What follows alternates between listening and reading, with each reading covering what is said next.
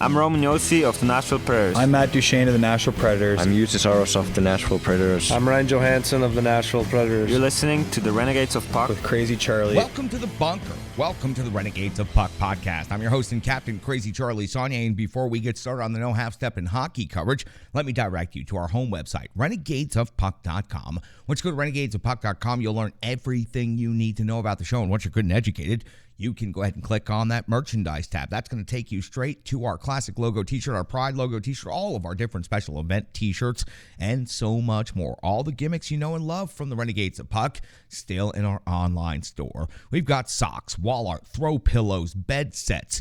If it's out there, we've thrown our logo on it. Better said, we've sold out so that you can buy in.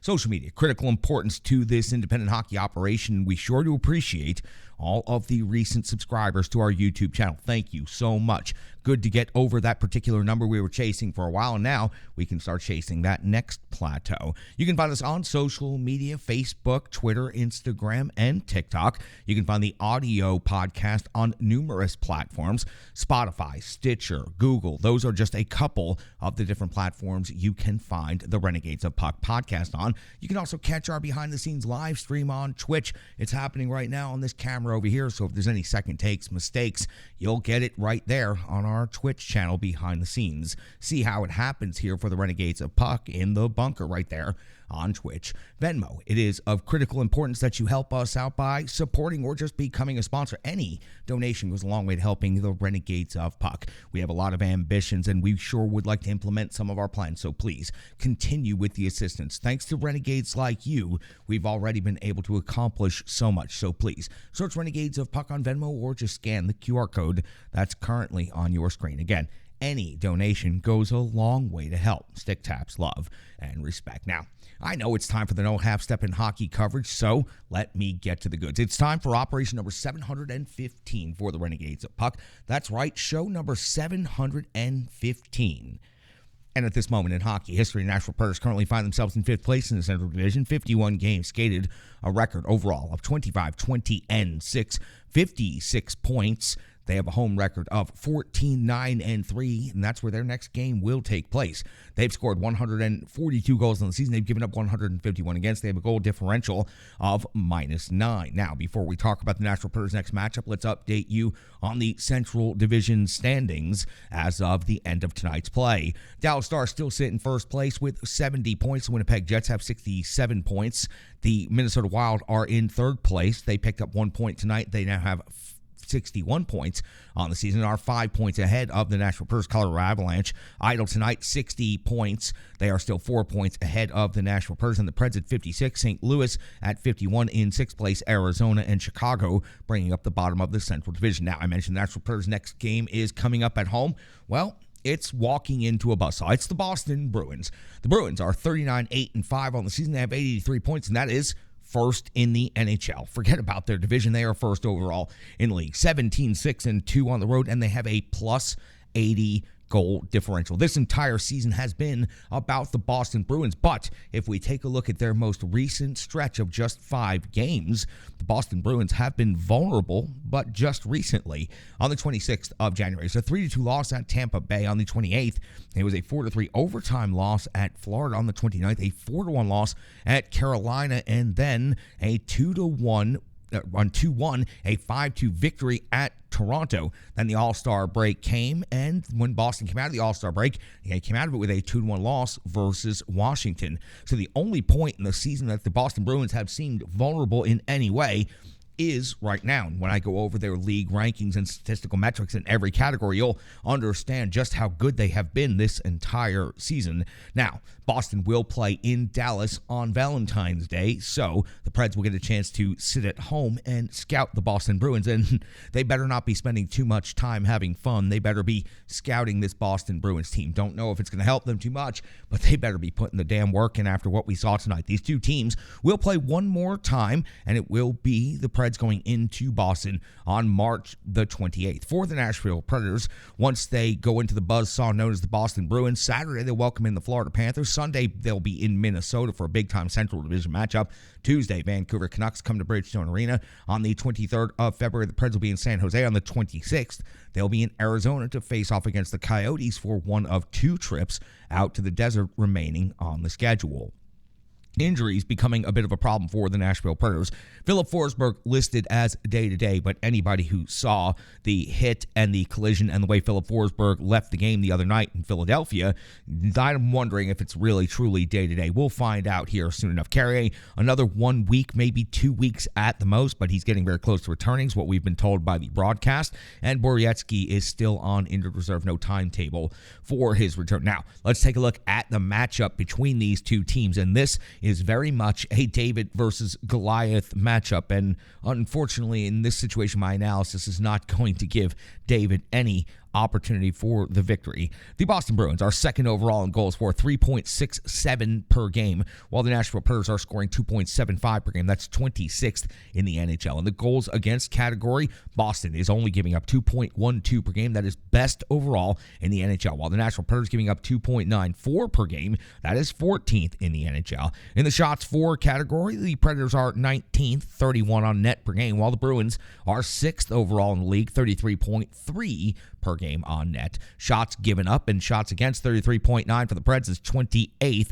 Shots against for the Bruins, 29.2 per game, is 7th best in the NHL. Special teams, the Boston Bruins definitely are in a better situation than the Nashville Predators on the power play. The Preds 16.5% conversion rate is 28th in the NHL. They have scored 23 out of 164 opportunities on the season. Now, the Boston Bruins, 24.6% conversion rate, which means basically 1 out of 4, 6th best in the league, 44 out of 179 opportunities on the season. Now, on the penalty kill, the Nashville Predators 80.2% kill rate, 16th in the league, 34 power play goals against. But then you look at the Boston Bruins, 86.6% kill rate. That's best overall in the NHL, 26 power play goals against at this point in the season. Individual statistics, we will talk about the visiting team, the Boston Bruins. Will go down the top 5 individual scorers in stats for the Bruins. Pastrnak, 38 goals in the season, 34 assists, 72 points.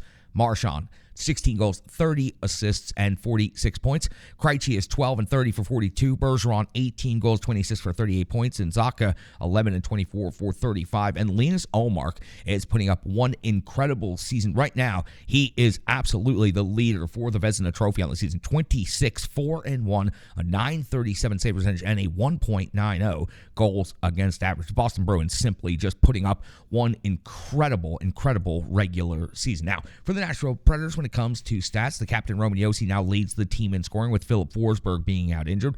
13 goals and 31 assists on the season, 44 points overall. Philip Forsberg is out injured, but still leads the team in total goals with 19, 23 assists, 42 points, is second on the team. Matt Duchene is also tied with 42 points, the breakdown of 16 goals, 26 assists. Mikhail Granlund's at 6 and 23 for 29. Ryan Johansson, 11 goals and 15 assists for 26 points on the season. UC Saros has a record of 20, 14, and 5 at 919 save percentage, a 2.76 goals against average. And Nashville Predators are walking into a buzzsaw, and it is known as the Boston Bruins. They are not bringing the post-Valentine's Day love. They are coming here looking to right their ship, because the Bruins, for the first time this season, actually look like an ordinary NHL hockey team, not like the extraordinary version that the Bruins had been up until right about January 26th. That gets you all set up for the Preds versus the Bruins at Bridgestone Arena. Let's go back and take a look at what happened between the Nashville Predators and the Arizona Coyotes. It's the Rebirth Sports full game recap, and it's coming up next. Hockey players are as unique as the game itself, and your uniform should be tailored to fit you. Rebirth Sports is your sports apparel tailor. From shells, bags, warm-ups, hats, hoodies, branding, and more, let Rebirth Sports be your custom hockey tailor. And don't forget to tell them they do more than just hockey. Rebirth Sports on Facebook, Twitter, and Instagram. Rebirth Sport, a match made in hockey.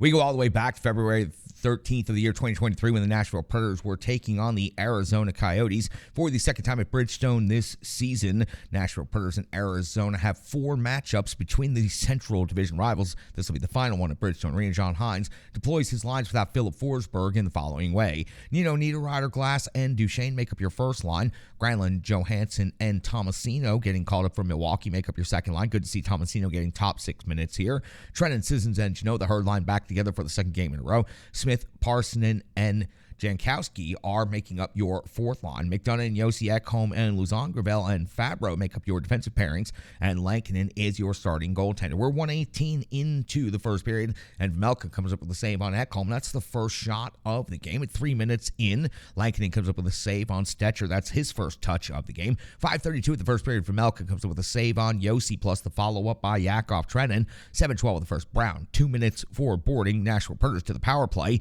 Melka comes up with a save on Yossi, and that's just about it for that power play. 11:10 of the first period, Lankinen, a save on Hayton's tip in the low slot. 14:41 for Melka comes up with a save on Glass off the rush.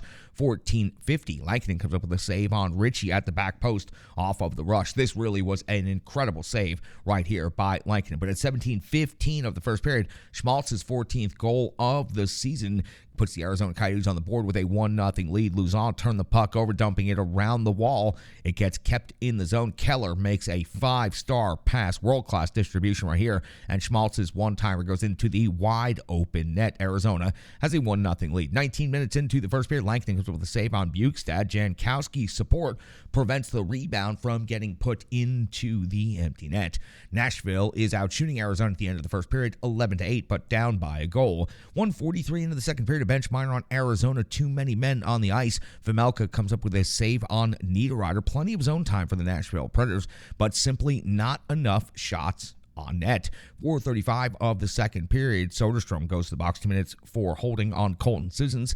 The captain, Roman Josi, comes through in the power play with his 13th goal of the season. A one-timer from out high, plenty of traffic all the way down the slot area. Layered traffic helps the captain put this one in the top corner.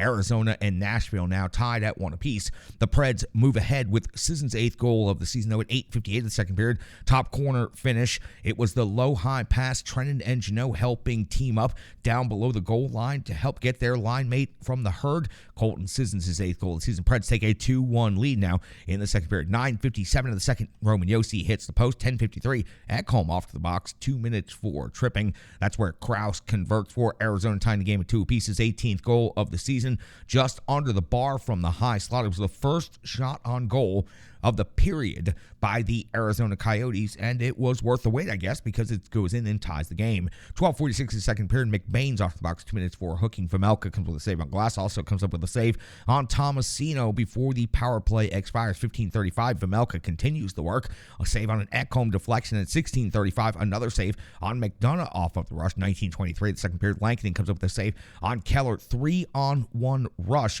Post assisted on the save. No call. Tomasino was taken down in the neutral zone. Certainly seemed like that should have been a penalty call. That's what allowed the 3-on-1 rush to occur.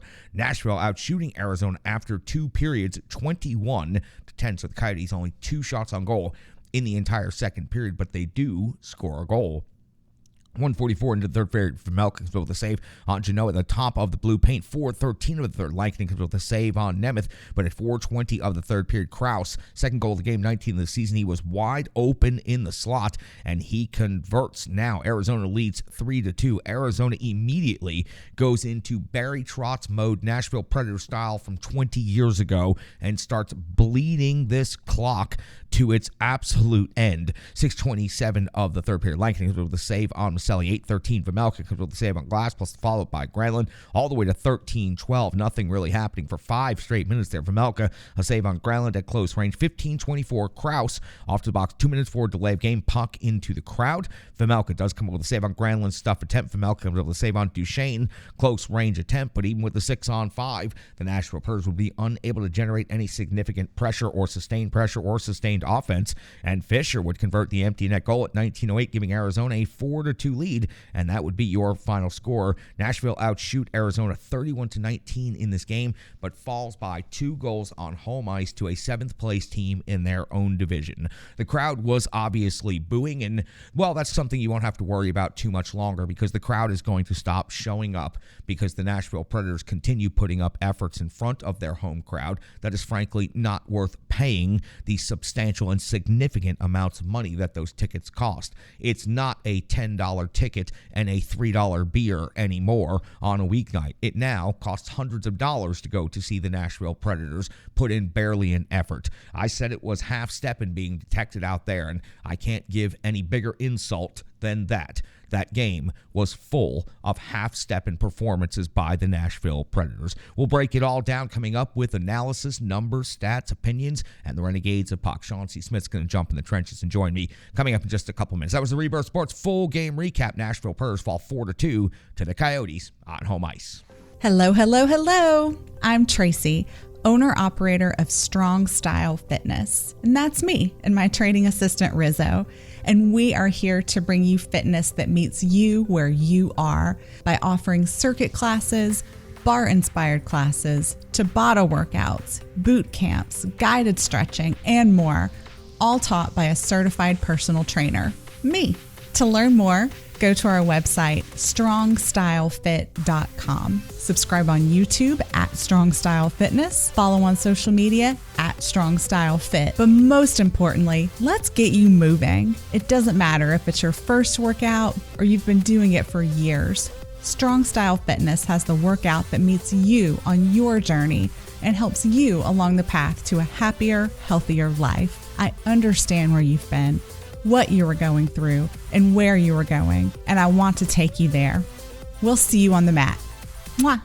Lankinen was 15 out of 18 in this game, and I got to be honest with you, it was not good enough. I heard a lot of chatter on the broadcast that Lankinen had been so good all season. He had been so good even in this game, keeping the Nashville Predators in. Well, I've got to tell you, 3 goals on 9 shots against is simply not good enough. I understand it can be difficult for an NHL goaltender or any goaltender to go almost half a period without facing a shot on net and then suddenly find yourself giving up a goal on one of 2 shots you face in the entire period. For Lankinen, we've seen him put up some good performances for the Nashville Predators. This was simply not one of them. He was not the problem. He was just a part of a team-wide problem in this game. Let's continue to discuss. I always like to try to point out anything good that I can before I start ranting and raving about everything that was bad. Sissons, his goal in this game, herd line chemistry. Nice to see that second line back together, the 3 of them combined for a goal. It was good to feel that nostalgia for just a second. Also, some hitting being done out there, Tanner, with 5 hits in this game. Good to see the Nashville Predators herd line re-engaging. I would have liked to have seen a lot more out of them against the Arizona Coyotes. Even PK Subban calling that out between the first and second period on the intermission break with Lindsey Rowley and Hal Gill on the television broadcast. So Roman Josi scores a power play goal. He was everywhere, but you know what? He can't do it alone. He tries to do it alone. He had a goal. He had 5 shots on goal. He skated 28:03 in time on ice in this game, and frankly, he was giving the Nashville Predators opportunities all over this game for scoring and just could not do it. Hits a post and one other opportunity, and Roman Josi was not the problem in this game. Again, he's the captain of the team, though, so he is part of the team-wide problem that existed. But overall, if just isolating the individual game, I thought Roman Josi was actually okay in this game.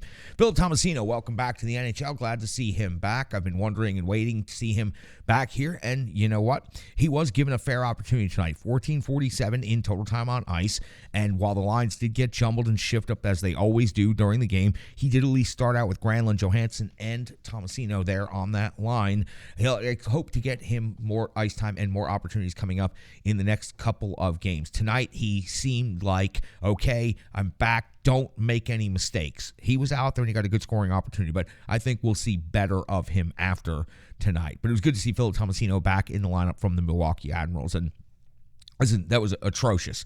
You can't win a period against the Arizona Coyotes. The Arizona Coyotes came into Bridgestone Arena with 6 road wins on the season. 6 road wins on the season, and the Nashville Predators have a 14-9-3 record on home ice. So it had 14 victories, and the Arizona Coyotes had 6 road victories for the entire season. This is frankly one of the more abysmal performances of the entire season.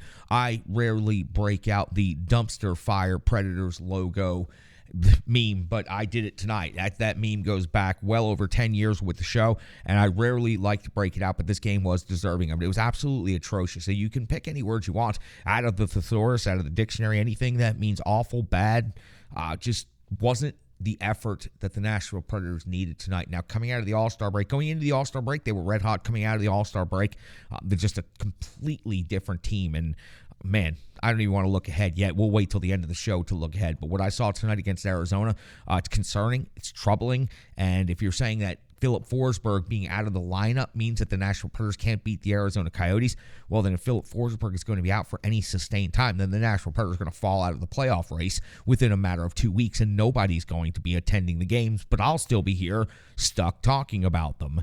So for the Nashville Predators, just atrocious. Could not win a period against the lowly Arizona Coyotes on home ice. Let's talk to Sean C. Smith. Sean is not going to have very many positive things to say either. He's a realist, and there's no way you can come to a conclusion at the end of this performance that there was anything good that happened for the Nashville Predators side. Overall, as a team, this game was a complete and utter failure on home ice in front of the home crowd that you have left that's still coming out. Pretty damn disappointed crowd tonight coming out for PK Subban night. Sean C. Smith, you can find him on Twitter at SCSNSH. You can find his work at A to Z Sports. You can watch him right now on Renegades of Puck TV. Thanks, Charlie. Hey, Renegades, it's Sean Smith. Just got back from a very long drive thanks to traffic from Bridgestone Arena, where I watched the Nashville Predators take on the Arizona Coyotes. Let's talk about some good things I saw tonight. Number one, most important, Mr. PK Subban was in the arena. His accomplishments on the ice for the Predators, his retirement from the game of hockey being honored and celebrated tonight. It was pretty exciting to see PK, always, like you would imagine, showing up in style, putting on a good show for everybody. Had a big reunion of a lot of the children and police officers from the Blue Line Buddies program before the game. Came out and dropped the ceremonial puck, made sure that the Coyotes captain did not win that puck drop. And PK was pretty fired up the 2 times the Nashville Predators were able to get on the board. One guy who didn't get on the board but also really had a great opportunity to show that he had done all of the things that were asked of him to do as he was sent down to the AHL at the beginning of the year was Philip Tomasino, who I thought looked pretty good. Coach John Hines also said post-game that he was impressed with Tomasino and what he'd been able to do in the AHL. Came back looking fast, came back looking strong, came back with more substance in his game. And that's exactly what you want to hear if Tomasino is going to have a chance to stay on this roster when Philip Forsberg comes back from injury. Now, that's where the good things run out.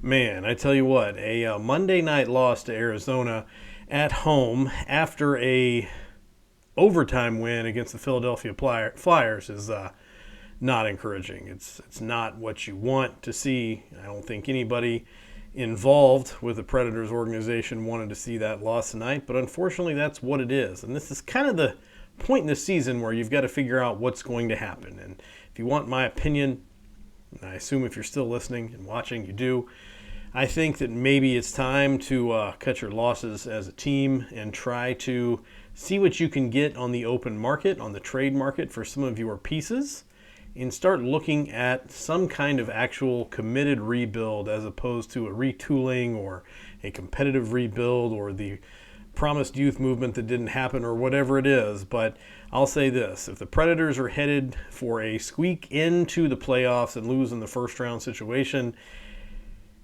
that's not what anybody wants. I understand maybe playoffs mean a little bit more profit, a little bit more revenue coming in, but at the same time, I don't know what that looks like if that's what happens and the team comes back with an underwhelming performance in the postseason and an underwhelming rebuild, maybe in the summer. So I'm not really sure what's going to happen. The next few days should be interesting. The next team this Predators team is going to face is the number 1 freight train Boston Bruins.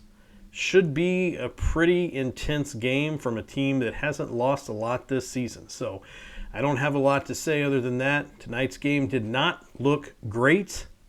Curious to see where things go between here and the trade deadline. Renegades, I hope you'll stick around to see what happens with me. And Charlie, I'm going to send it back over to you. The digital environment can be quite intimidating, time-consuming, and cumbersome, especially with all those other areas that need attention at your business. And that's why Stripe Digital Solutions is here to help. I know because that's exactly what Stripe Digital Solutions did for me and the Renegades of Puck. From designing my home website and helping me create my merchandise to special event posters, brand building, and social media management. But it's not just that, it's so much more. Stripe Digital Solutions has helped me every step of the way. From startup to full-time operation, Stripe Digital Solutions has been there to assist and advise every single step of the journey. In today's fast-paced world, the path to success is having a strong digital partner, and nobody is better in the trenches than Brandy and Stripe Digital Solutions. Get the solution before it's even a problem with Stripe Digital Solutions. The box score. Why the hell would I want to talk about that? Go to the next break. I'm Crazy Charlie Saunier, captain of the Renegades of Puck. I'm also tired of the cold, tired of the dark, and tired of being landlocked. I'm also willing to bet that I'm not the only one who could use some sun, fun, and time in paradise with friends. That's exactly why I called our great friend Pete Weber. He told me, call Ships and Trips Travel, and now we're all going to Mexico. That's right, Renegades of Puck, July 15th to the 20th of 2023. Dreams Vallarta Resort in Puerto Vallarta is the destination to hang with Pete Weber in paradise. To join Pete and the Renegades of Puck in Puerto Vallarta, go to www.shipsandtripstravel.com. That's shipsandtripstravel.com, and just click on the ROP on vacation tab. Don't stay landlocked. Join the Renegades of Puck in paradise, July 15th to the 20th, 2023 in Puerto Vallarta. Pete Weber, the Renegades of Puck, and you. It's time to ditch those skates for flip-flops and fun in the sun. PK Subban night at Bridgestone Arena, kind of subdued. Good to have PK Subban back in town. Great media appearances by him earlier in the day. Everybody had a chance to ask PK a couple of different questions, and he was in town doing a bunch of different events for his different charities and different people that he's been associated with here. 3 years with PK Subban, and I had a chance to talk with John Burton on Channel News 5 Plus about it. We summed it up pretty good. It was a pretty good conversation. I just want to bring you that clip right here, and then I'll give you my finishing thoughts on PK Subban. Here's the clip. Just as quickly, they forget how big of a positive impact PK Subban was on brother. this Nashville Predators team. Again, you know, I've been preaching that sermon for a long time. And I'm going to go up even one more level on this. Yeah. 2 division titles, 1 President's Trophy, and the only appearance in franchise history in the Stanley Cup Final all came in the 3 seasons that PK Subban was a Nashville Predator. Yep. And I thought he got a lot of unfair heat from a lot of fans. He did. Took a lot of blame, unnecessary blame, and I guess he'll be here on Monday night. It's going to be great. I hope he gets the proper ovation. Yeah, I'm gonna be in the building. I already got my tickets because you know that I'm a member of the Predators Guider Initiative for social justice and social equality. I'm honored to be a part of it. We're all going to get together on Monday night, and we're going to have a meet and greet with PK. It's gonna be great. And I'm going to get a chance to go up to him, look him in the eye, and shake his hand and say, hey, man, it was great having you here. I wish you were still here, you know. John, one last point about PK Subban. Yeah. All the heat that he took, I talked to his former teammates, not just here in Nashville. It's easy to talk to the guys in Nashville. I talked to the guys that played with him in Montreal. You know what they said about PK Subban? One of the best things he did as a teammate? They said he was the shield against guys like you. Every time there was a controversial call, a bad loss, a tough night, PK Subban stood there as a lightning rod and took all the questions, took all the heat from everybody, absorbed it all, and then smiled and walked off. And none of his other teammates had to face that because his other teammates weren't been equipped to handle that type of pressure in that type of media scenario with the hot lights on. PK took it with a smile, absorbed it all, walked away, and went to the room. He said, boys, don't worry. We're all good. 20 hard ones for 20 cold ones, boys. Let's go. Looking forward to seeing him back here in town. Yeah.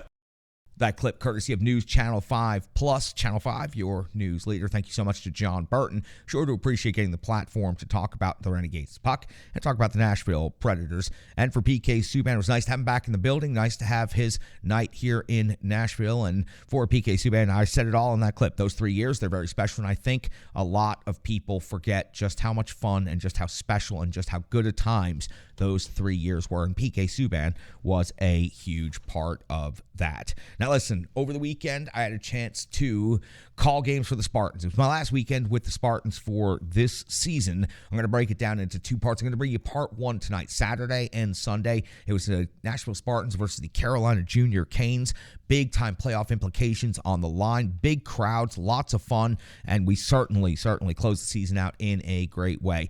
This is the presentation from Saturday night. This is part one. This is my entire day. 2 games called on Saturday, 2 games called on Sunday. I'll bring you part one here. I'll bring you part 2 in the next episode, but this is my Nashville Spartans recap from Saturday. I'm Charlie Saunier, voice of the Nashville Spartans, coming to you live from the Gary Force Acura Ice Arena. We've got the Warriors on the rink right now, beginning a huge weekend out here at the Gary Force Acura Ice Arena. Spartans hockey coming up here in just a little bit. 2 games tonight.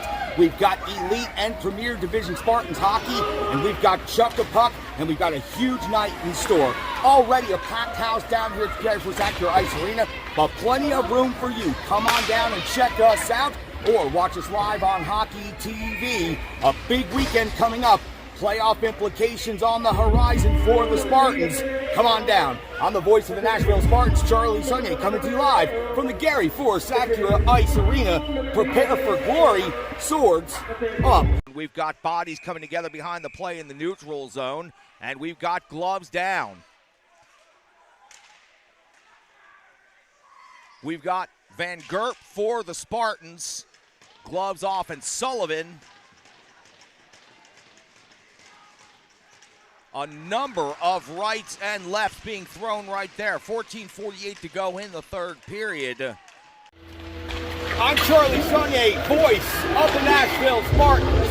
It's time for Premier Division USPHL hockey. It's time to prepare for glory. Spartans versus the Carolina Junior Canes. Premier Division USPHL. Playoff implications are on the line. It is a huge night, a huge celebration of hockey here in Middle Tennessee. We've got Chuck a Puck coming up after the second period, and we've got Red Bucket Alert on the rink tonight. The captain, A.J. Bennett, the Red Buckets. That's a good sign and a good forecast for a Nashville Spartans victory. Swords up, prepare for glory.